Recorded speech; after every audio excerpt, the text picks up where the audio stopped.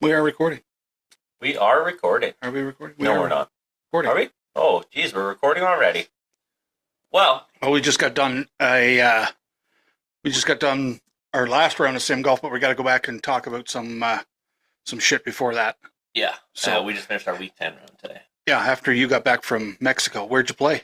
The Riviera Maya golf course in Tulum Golf and Country Club. So we stayed in an Airbnb in that location. So we were basically, our Airbnb backed onto the fourth hole. So that was pretty cool.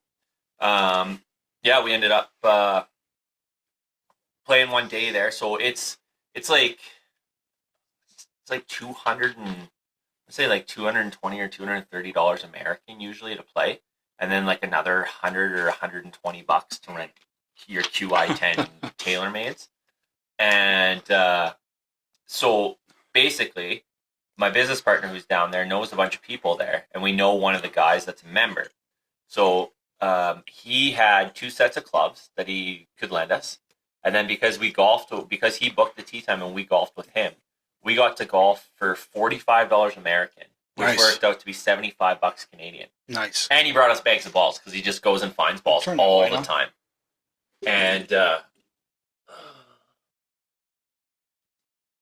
we go. And it was, so he brings me this set of clubs, and if you guys looked on my socials or even on, I think I posted on, didn't I post on our Instagram?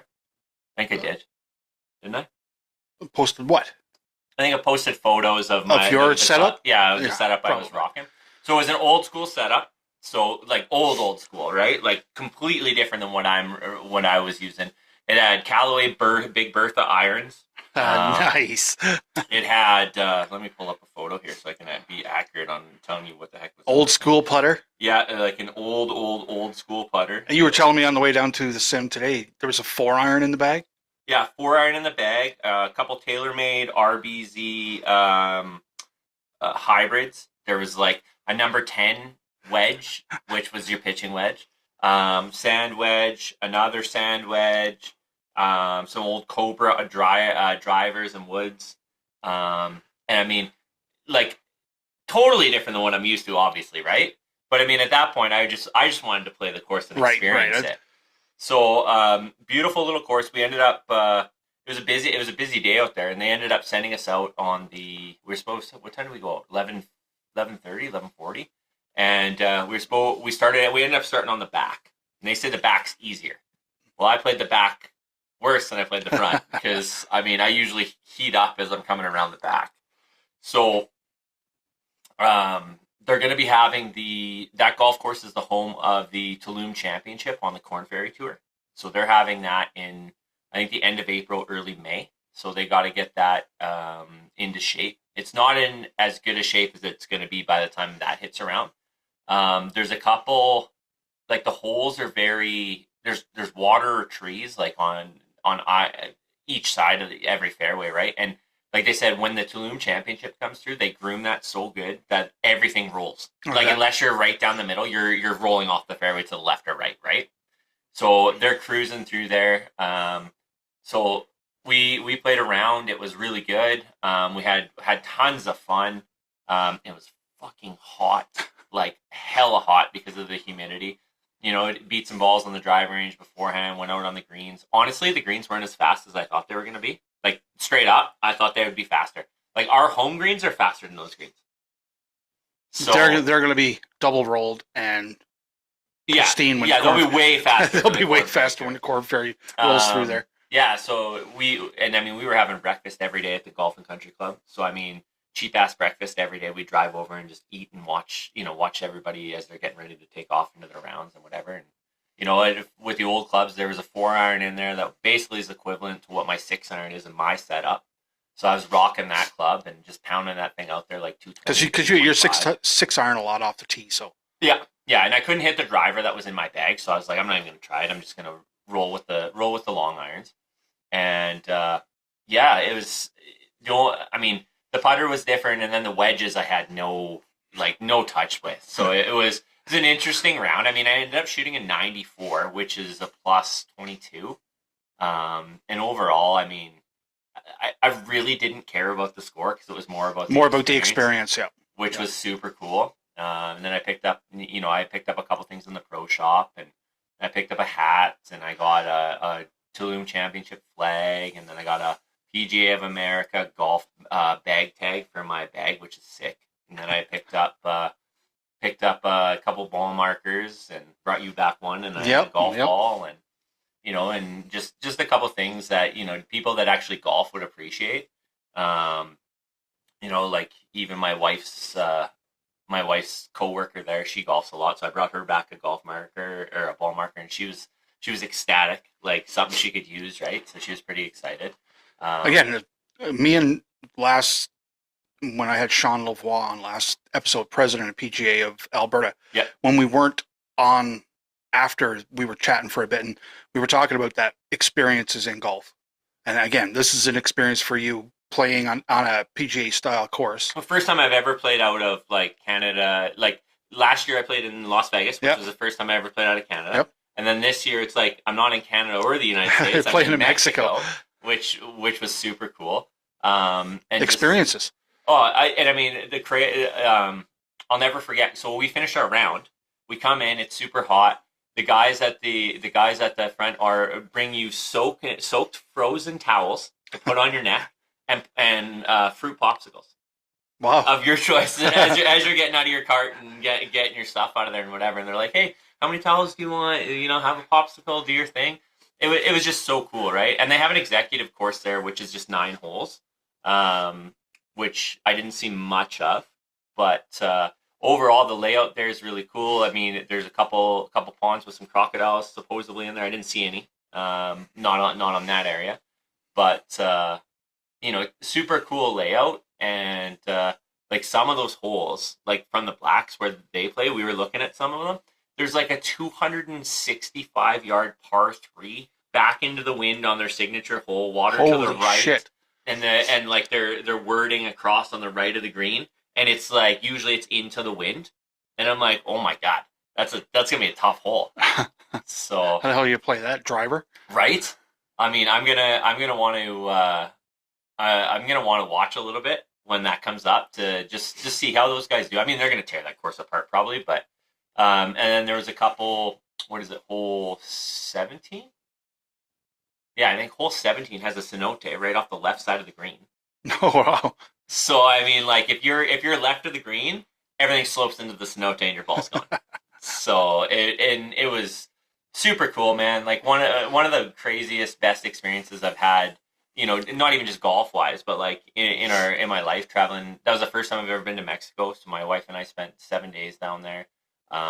Being in the Airbnb, we weren't on a resort. We went into the little villages and the pueblos and like authentic Mexican. Like we passed right on the street, like out of someone's house, homemade pasta, just in huge servings, so good and dirt cheap.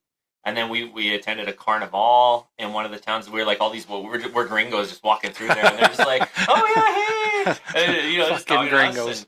And I mean, we went down there. We got our churros, and we got churros in Cozumel, and we seen a bunch of different animals, and just experienced the culture firsthand. And I gotta say, like, we didn't have a bad meal. Every interaction we had with and every local was awesome. Like we never met a local that was that was uppity or they just seem like very happy people. Like some of them don't have much and they're very proud of what they do have, which is super cool. We hit up the Chedraui, which is the supermarket there, and went through there, and it's like you walk through and you can buy a scooter or just a motorcycle for like 2,200 pesos straight out of the grocery store, man. There's like rolls of them. You can buy tires in there. You can buy like their bakery has everything hanging. Their meat's hanging in there. Like it's just a wild comparison to the way that our stuff is. But it's super cool experience. I mean, I'm happy to be back in Canada because I'm a ginger and I burn. But it was a cool experience, and playing the golf course, as we've talked about, like being able to have those experiences. That was one of those things when I was going down there that I'm like, I really hope we get to do it. I wouldn't have minded paying the money to do it, but I mean, my business partner's like, well, I don't really want to pay that, and I'm like, oh, fair enough. But because we were able to get it for so cheap, it was awesome. And yeah, it was one of the best experiences I've had. So I mean, I can't wait to see, how this season goes. It was fun to actually get back on the golf course, not just on a simulator. Yeah, no doubt. Like, actually go to the driving range, see some ball flight, get back on the putting greens in real life, actually see the ball come off your club and have to get in the cart and drive to it.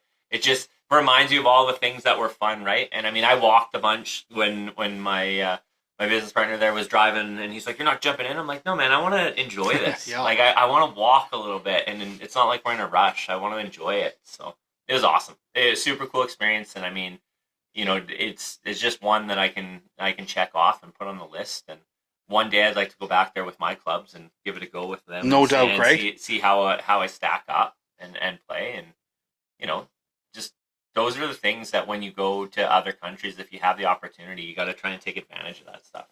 So, yeah, that was great. It was nice to hear the stories today about your trip, because it is about experiences, and that's one you'll have forever, right? Oh, for sure. It'll be something that I'm going to be talking about for the next month or two for sure. Well, as well. You should. Anytime anybody asks me, it'd bring a smile to your face, and you just tell them about it and tell them how it was. And again, it's not about what you shoot; it's just about the experience while you're there. I mean, it's not like you're playing in a tournament. Let's just say, if you went back the next time with your clubs, it would be about the round. Oh, for sure, for sure. Because then you want to challenge. Yeah, yourself. Exactly. This was an experience, but if you were to go back and had your clubs, it'd be like, okay, I want to know how I can score on this course. Oh yeah, right? For sure. It's just one of those things. But I mean, again, it's nice to be back. I mean, we got, other than our crazy fucking WestJet fiasco, coming back with 36 hours of hell. But that's a story for another. Hey, day. Alvin, why don't you travel? Well, let me fucking tell you why I don't travel. I mean, 4.5 hours on the tarmac in fucking Kelowna, not deplaning, and it's supposed to be there at 8 a.m. in the morning in Calgary, and we don't get there till 1 p.m. Yeah, it's a little bit of fun, but we made it home. Everything's good, and yeah, we got some golf to talk about outside of that, though. Yeah, we're MNP Cup Week 8. Yeah. Shitcock? Yeah, Shitcock, yeah. It was really a shit round for this guy, because this was the round we played separate rounds, yeah. Separate rounds. I played after you shot your round, because you were already in Mexico, or on your way to Mexico. Yeah. No, I was in Mexico when you played it. Yeah, because it was on the Saturday. So, Shinnecock, lovingly known as Shitcock, because at that time I don't remember quite where I was in the standings, but I wasn't too far out, or I was floating right around the 32, if I remember, inside the cut line for the playoffs. Yeah, if I remember correctly, I think you were like 30th or 30. I was 32nd. Or no, sorry, you were tied for 32nd or 31st, which made you 32nd, yeah. And I was like 29th. And the top 32 make the playoffs. Yeah. So I was right there on the cut line. This fucking round did not help. So Alvinator comes out. First hole I parred. Oh, very well done. Right? So I'm like, oh. Sorry.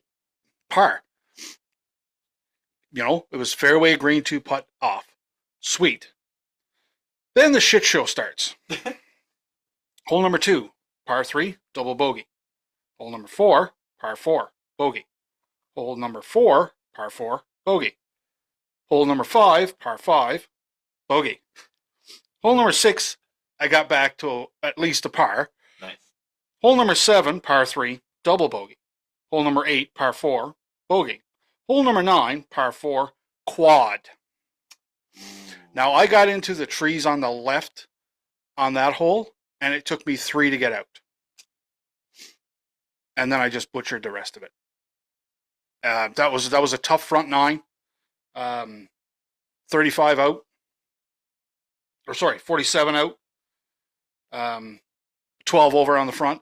So you went 47. Yeah. I went bogey, par, bogey, birdie, par, bogey, par to go out at 37. I was 2 over to the front. Oh, fuck you. I had a really good round at Shinnecock, but yeah. So I'm sitting at freaking plus 2, and there's Alvin. You're at plus 12. I'm at plus 12 after the first 9. So really, I just wanted to play the back 9.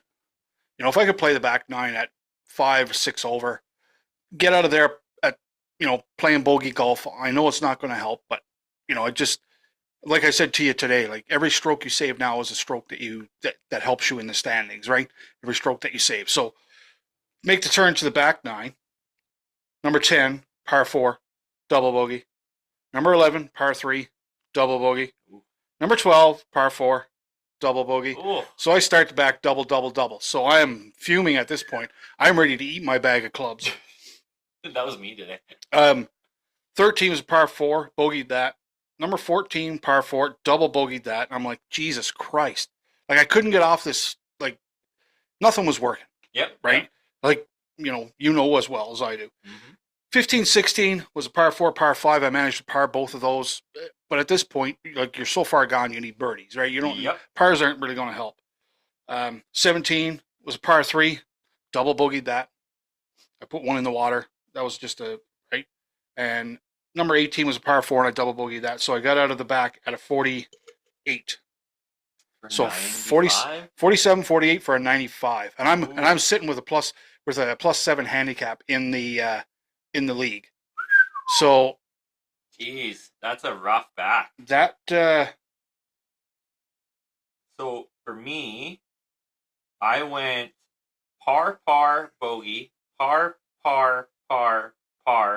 double bogey, par to get in at a 38. So I went 37, 38.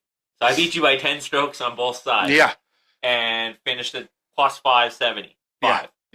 So that round dropped me out of the playoff picture at that time. Yeah, so that was a tough round. Nothing was working. That's the type of round that you're just defeated. It's like everything I've been working towards, whether it's swing change, going to the gym, nothing worked that day, and that was a real bummer to come out of there with a plus 23 with a 7 handicap. So I finished towards the bottom in that round. Yeah, and I think I was. Let me look. We can look where we finished in those, actually. Can you? Yeah, I can tell you right now. I'll just look it up. I'm not quite sure I want to know. It was. I thought I might have been top 10 because I've been floating around the top 10 the last few rounds, hanging out, which has been net or gross. Gross. So let's see. We were at which one were we just on? What, Shinnecock? Shitcock. No, net. Yeah, net. Yeah. That's what we want. Oh yeah. So net. I was at that time. I was a plus 4 handicap, so I finished plus 1. I finished 8th. Nice. 8th overall. Nice. And you finished. Oh boy. You finished dead last, 53rd. Yep. 53rd, yeah. So that one hurt. That if I wanted to make the playoffs, that definitely hurt. So 2 weeks left. Yep. Got to have some wicked turnaround rounds because there's again the overall standings. I got to jump over quite a few guys now to make that happen. So yeah. So then it's a long way to go. Not happy, but that is the way it is. Week 8. Shitcock. Fuck. Brutal. You did good though, pal. I was inside the top 10, which was good, and I mean, I was happy with that. I mean, it just, only a couple holes. I've been trying to limit the multi bogeys because that's the key. Yeah. And I mean, overall, I was pretty happy with it. Anytime you can get inside the top 10 and get a bunch of points, like that's especially because now we're getting these rounds. These are the extra point rounds, right? Yeah, So they're worth a little bit extra, and then like 8 and 9 are worth the same. Weeks 8 and 9 are worth the same, and then week 10, which we just played today, was worth the most points. Yeah. So we still got to talk about week 9. Yeah. So coming up, DPC Sawgrass. Sawgrass. Yep. So we'll talk about DPT Sawgrass next episode. Yeah. And we'll let you know how that turns out. But glad for you. Happy to hear about your trip to Mexico there, pal, and playing on a PGA course. Yeah, I mean, I should add that, like, I was looking in the clubhouse at different things to buy, and we were talking about this on the drive down, and I was like, I would have liked to get a polo. I mean, it would have been cool, right, to have the Mexican flag on the back and Riviera Maya. They wanted like $160 American, and I'm like, there's no no chance I'm paying that. Chance. I mean, the hat alone was like $70 USD because I bought a hat because I mean, I'm like, I gotta buy something, and I'm like, even that, I'm kind of like, that's a lot for a hat. But I mean, you're only here once, so whatever. Let's just do it. All right. Yeah, I had to bring you something back though. You did, and I got a ball marker from that course, so I'm happy. Yeah. Anyways, there it is, week 8. Week 8. Shitcock. Shitcock. All right. We'll catch you next time for week 9. All right, later. Later.